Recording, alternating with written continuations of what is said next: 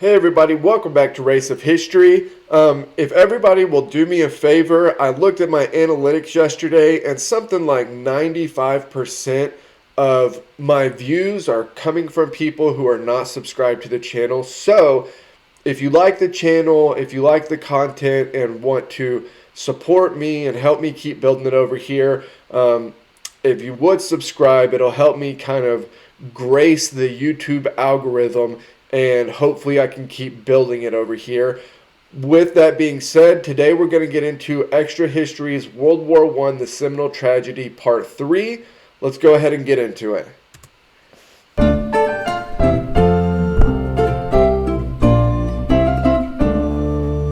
The 5th of July, 1914. The Archduke and Duchess are dead. Gavrilo Princip is in jail, but catastrophe is not yet certain. Act 2 begins.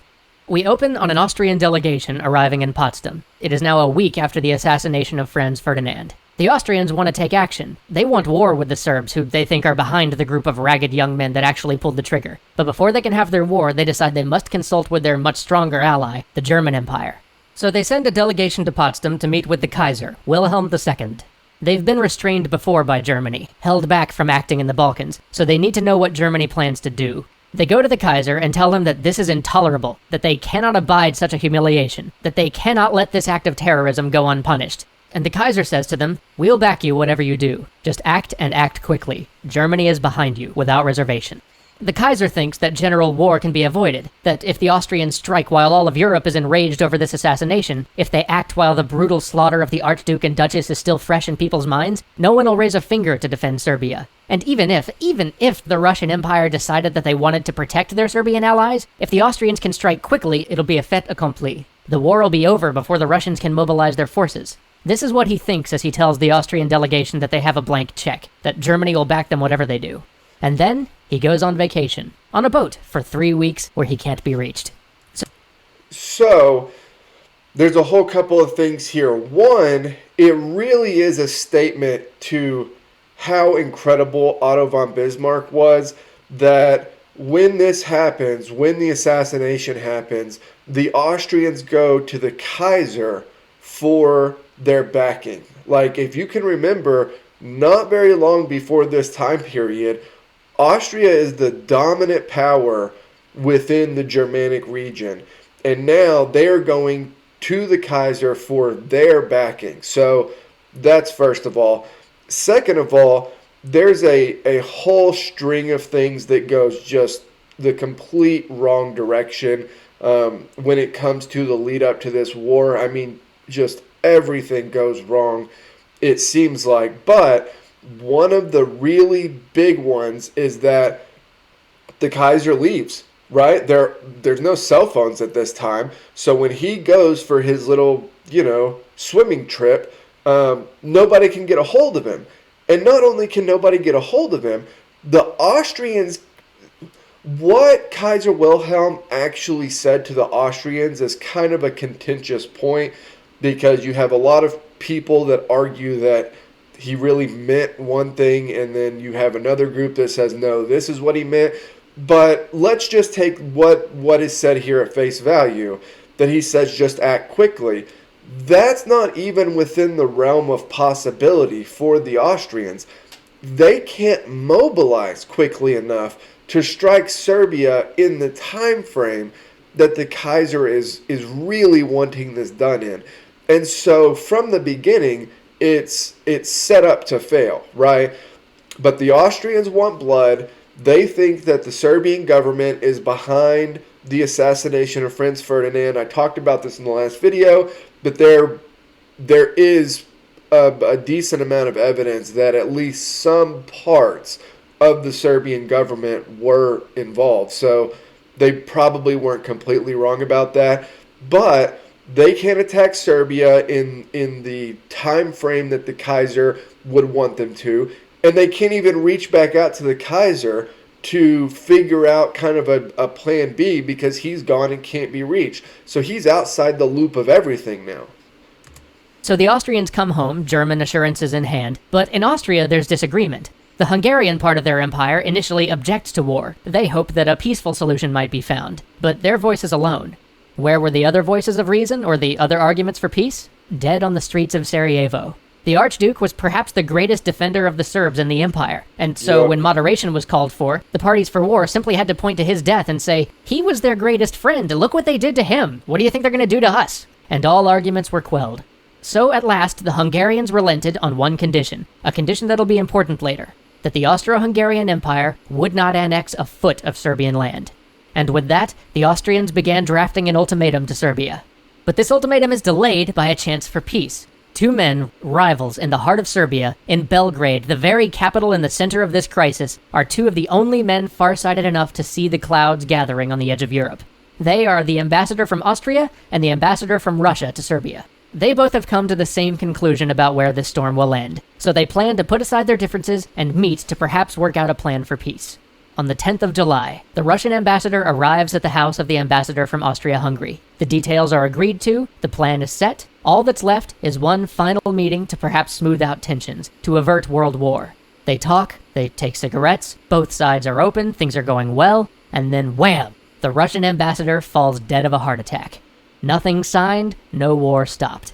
The Serbians blame the Austrians. Rumors circulate that they had the Russian ambassador assassinated, that the Austrian ambassador killed him in his own house. Worse still, this leaves the Russians without an ambassador in Serbia. As events begin to accelerate toward war, they have no diplomatic channel at the center of everything. No. Okay, so that is the big part of this. You already have the Kaiser, who, because he's on his swimming trip, is outside the loop on what's going on here. And now Russia, because they have, their connection to everything has just died. They are now, more or less, outside the loop of everything.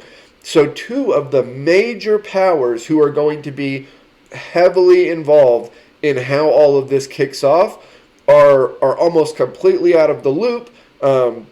You have all of this stuff happening very, very quickly, and two of the major powers just aren't there to dictate anything.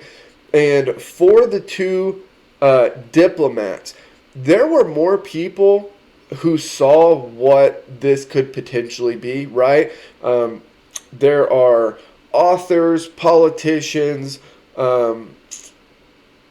people that are, political commentators of this time, that they see the storm clouds on the horizon. They see what the danger is. But these two people are actually involved in it. Most of the other people that saw what could be coming, on the horizon, they were on the outside looking in saying, yeah, this looks pretty bad. These two guys were actually involved and had a chance to flip it and turn it away from the direction of war. And like with most things that happen, in the lead up to World War I, tragedy struck, and an unfortunate event led to peace not being able to be accomplished. No lines of communication, no eyes or ears on the ground. They have nobody with the experience, connections, or familiarity with Serbia that the former ambassador had to send out. And even if they did, it'd take weeks to get them appointed and shipped from Moscow to Sarajevo. Weeks they don't have. But with this last overture turning to catastrophe, the Austrians decide it's finally time to send their ultimatum. But they can't. Again, they delay. You see, President Poincaré, the leader of France, is going to Russia to meet with the Tsar, and the Austrians, ever nervous, decide that they can't send the ultimatum while their two greatest adversaries are meeting together in the same place. It would never do. They could make decisions too quickly. They could coordinate in ways they normally couldn't when they're 1,000 miles apart. So the Austrians delay. They wait until Poincaré is 100 miles out to sea before sending their ultimatum. But at last, on the 23rd of July, an ultimatum is sent. From the Remember now, the Kaiser's whole thing was, we'll back you, but you have to be quick. You have to be quick, because the whole reason that we're jumping on board with this is because the diplomat Franz Ferdinand was just shot, right? Franz Ferdinand was just shot, and the world would not come to the backing of Serbia, with Serbia having just killed Ferdinand. And so do it quickly while that is still fresh on everybody's minds. And for one reason after another, Austria just holds off and holds off and holds off. And so they're just now sending this ultimatum to the Serbs. And like I said, it's going to take them a long time to mobilize once they decide to go that route. So this is just, everything about this is opposite of what the Kaiser had given as his dictate when he told them that they had his backing. Austrians to the Serbs. The Serbs have 48 hours to agree to all points or face war. The ultimatum asks many things, but most of all, it asks that Austrian police be granted free rein to investigate the assassination on Serbian soil. This is impossible. To agree to such a thing is tantamount to giving up sovereignty. No nation would accept this. But that's alright, because the ultimatum is only a ruse anyway, a cover for what the Austrians really want. The Austrians want war. They want the ultimatum to be rejected, because they want to appear to the world as though they gave the Serbs a chance to avoid a conflict. They want to appear blame-free for the invasion they're planning. And here's where things begin to speed up. Europe begins to boil. Up until this point, the crisis in the Balkans is just another event on the world stage, but all of a sudden, with the release of this ultimatum, people start to clue into what's happening. Powers outside of Austria, Germany, and Serbia begin to pay attention. But for us, we're going to turn our attention to one man, Sergei Sazonov. Sergei Sazonov was the foreign minister of Russia, and for him, the 24th of July is about to be a very, very busy day. In the morning, he wakes to receive the terms of the ultimatum that Austria sent to Serbia. He reads quietly to himself, then turns to an aide and fatefully utters, "It's a European war." A cabinet meeting is hastily assembled. The highest levels of the Russian government are all there. They resolve to ask the Austrians to give the Serbs more time, while at the same time pushing the Serbs not to resist the Austrians. They also make the fateful decision to begin a partial mobilization of their forces along the Austrian border, trying to play all the angles at once in the schizophrenic chaos that seemed all too common in the days just before the war. Now it's noon. Sazonov takes lunch with the French and British ambassador. The French ambassador reiterates France's complete support. The British ambassador says that Britain sympathizes but that he can't make any commitments. Now it's afternoon. The Russian ministers reconvene. With Sazonov confirming the unwavering support of the French, they decide to fully back Serbia, even to the point of war. And now it's evening. Sazonov meets with Portales, the ambassador from Germany. Portales begs Sazonov to call off Russian mobilization. He tells him that there must be solidarity between the monarchies, that they must work together or all fall alone. The argument gets heated. Portales tells Sazonov there will be revolution. Revolution in Europe if the monarchies do not work together. Well, and you can understand where he's coming from.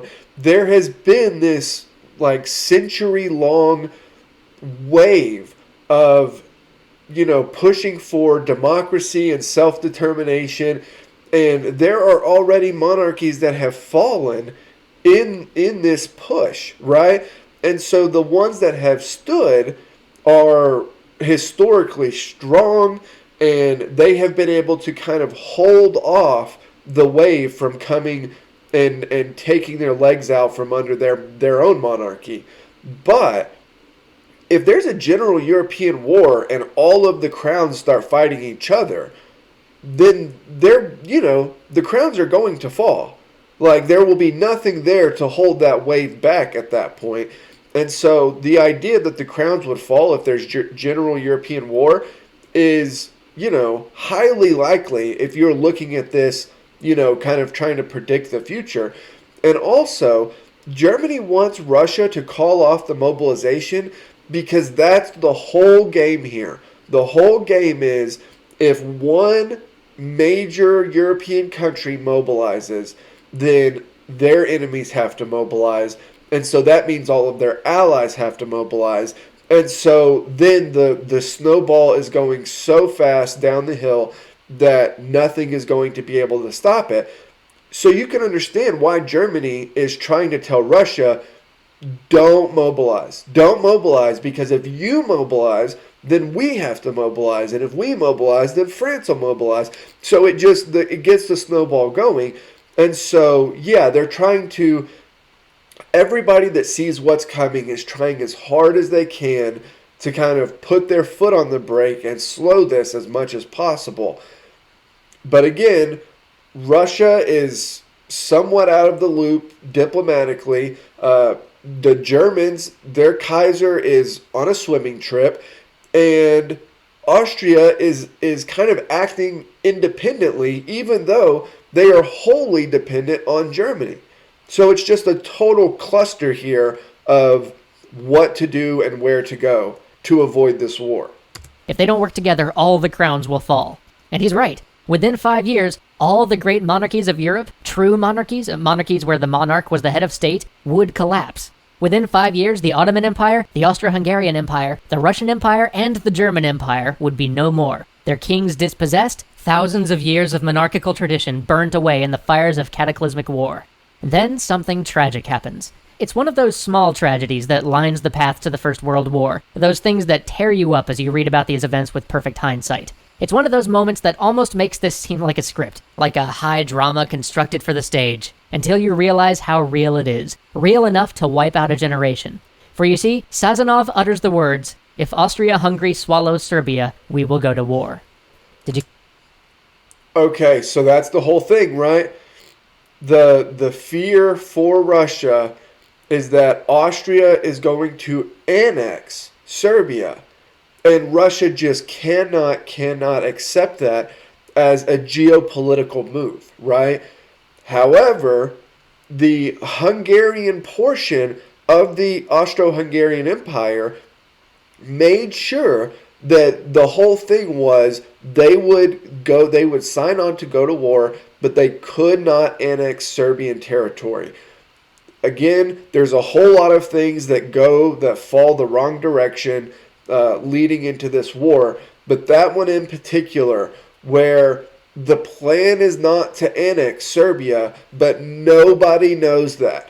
Like, oh, it kills me. Did you catch it? If not, that's alright, neither did Portales. Poor Portales, who so desperately wants to avoid war. You see, Russia's main concern was that Austria would annex Serbia. If the Austrians planned to conquer Serbia, then it had to be war. But remember earlier, when the Austro-Hungarians were arguing among themselves about the ultimatum, that Hungarian element wouldn't lend its voice to war unless the other members of the Austro-Hungarian Empire agreed that they would not annex a foot of Serbian soil. Well, nobody told Portales. He was the German ambassador, not the Austrian ambassador, and somehow the memo never got to him that the Austrians had no plans to actually take over Serbia. And again, the Germans are out of the loop. The Russians are out of the loop. It's bananas. So in their whole discussion, he never gets to communicate this to Sazonov. This may be one of the last moments where the world could have avoided this war. Portales impassioned, begging for peace, Sazonov firmly stating the Russian case, the two diplomats meeting in the quiet St. Petersburg night. But the world hinges on small things, and in that gentle night, one of the last the world would know for years, the opportunity is missed. The hands of fate tighten around the neck of Europe. The next day, the Austrians reject demands that they extend the deadline, the Kaiser at last decides to return to Germany, and 2 minutes before the ultimatum expires, the Serbians send Austria their reply. But that's a story for next time. We'll see you then.